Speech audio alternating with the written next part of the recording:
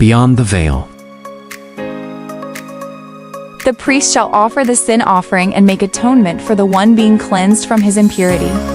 Afterward he shall slaughter the burnt offering. The priest shall present the burnt offering and the grain offering on the altar. The priest shall make atonement for him, and he shall be clean. But if he is poor and cannot afford these, he shall take one male lamb as a guilt offering for atonement, 1/10 of an ephah of fine flour, mixed with oil for a grain offering, and 1 log of oil. He shall also take 2 turtle doves or 2 young pigeons, according to what he can afford, one for a sin offering and the other for a burnt offering. On the 8th day he shall bring them to the priest for his cleansing at the entrance of the tabernacle of meeting before the Lord. The priest shall take the lamb of the guilt offering and the log of oil, and he shall wave them before the Lord as a wave offering. Then he shall slaughter the lamb of the guilt offering.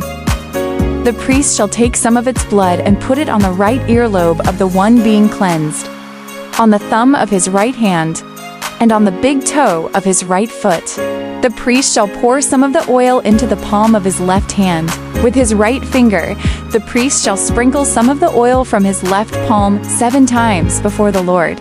The priest shall put some of the oil from his hand on the right earlobe of the one being cleansed, on the thumb of his right hand, and on the big toe of his right foot, over the blood of the guilt offering. The remaining oil in the priest's hand he shall place on the head of the one being cleansed, to make atonement for him before the Lord. Then he shall offer one of the turtle doves or young pigeons, whichever he can afford. One shall be a sin offering and the other a burnt offering, together with the grain offering. The priest shall make atonement for the one being cleansed before the Lord.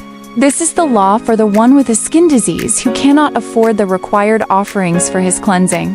Then the Lord spoke to Moses and Aaron, saying, "When you enter the land of Canaan, which I am giving you as a possession, and I place a mark of mildew in a house in the land you own, the owner of the house shall come and tell the priest, saying, 'Something like a plague has appeared in my house.' The priest shall command that the house be emptied before he goes in to examine the plague, so that everything inside will not be declared unclean.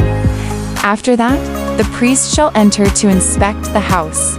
He shall examine the plague, and if it is on the walls of the house with greenish or reddish depressions that appear deeper than the surface of the wall, the priest shall go out to the doorway of the house and shut it up for 7 days.